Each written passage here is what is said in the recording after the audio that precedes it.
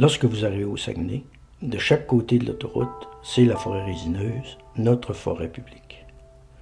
À droite de l'autoroute, en face de nous, c'est la forêt de recherche de l'Université du Québec à Chicoutimi.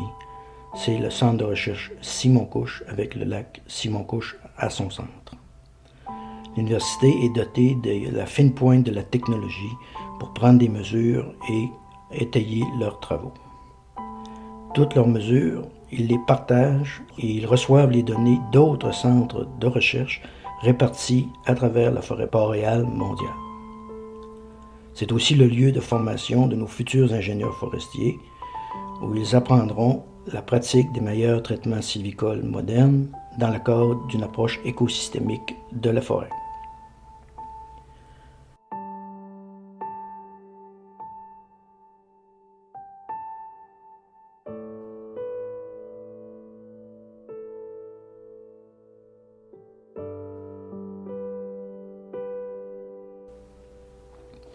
Après les diplômes, voilà le résultat sur le terrain, le parterre de coupe. En février 2019, l'ingénieur forestier Dominique Derry du ministère de la Forêt, des Faunes et des Parcs préconisait de tout raser, pendant que l'ingénieure forestière Catherine Thibault ajoutait qu'il fallait considérer que ce traitement sylvicole était permis dans le cadre d'une aire protégée. Un mois auparavant, le ministère de l'Environnement interdisait tous travaux industriels sur cette aire protégée. Personnellement, j'appelle ça de l'acharnement sylvicole, voire un fléau sylvicole. Comment en sommes-nous arrivés là? Comment ces ingénieurs écriront-ils à la communauté internationale que c'est encore une forêt intouchée, afin de respecter les certifications écologiques requises pour la commercialisation de leur bois, de leurs produits finis?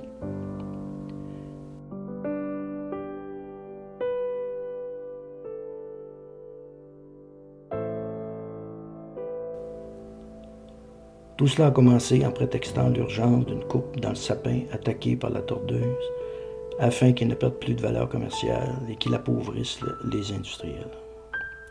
À ce que je sache, la tordeuse ne mange pas de feuillage en plein hiver. Ces images ont été prises à la mi-août. Le bois était encore sur le bord du chemin. Il perdait encore plus de valeur. Mais pour l'industriel, l'attente est rentable, puisque nous remboursons la perte de valeur par rapport à du bois sain. En bref, l'industriel aura un plus gros chèque. Je ne sais pas combien sera ce chèque, mais si nous allons de l'avant dans l'autopsie, nous irons trouver cette réponse et bien d'autres encore.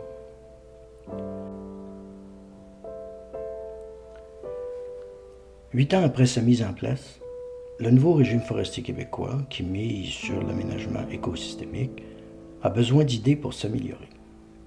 En octobre dernier, dans le Progrès du Saguenay, un article de 4 pages, 10 idées pour améliorer le régime forestier.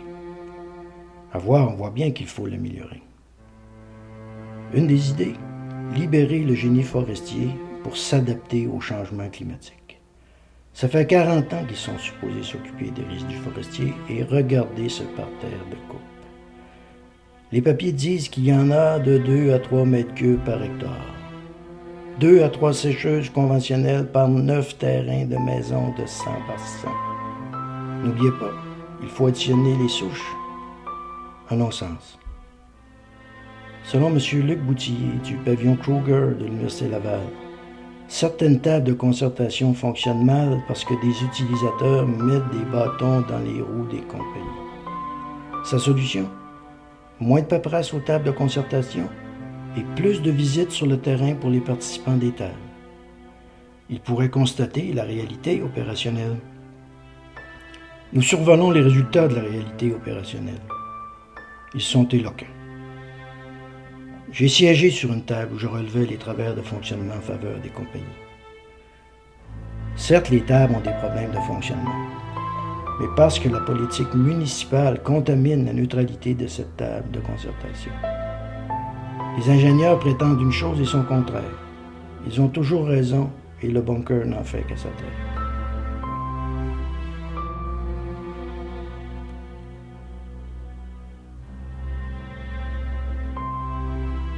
Il faut quand même l'avouer, nous n'avons pas de chiffres, pas de perspective économique globale. Le ministre casse ces chiffres, des chiffres qui proviennent de l'industrie. Le mesurage en est un bon exemple.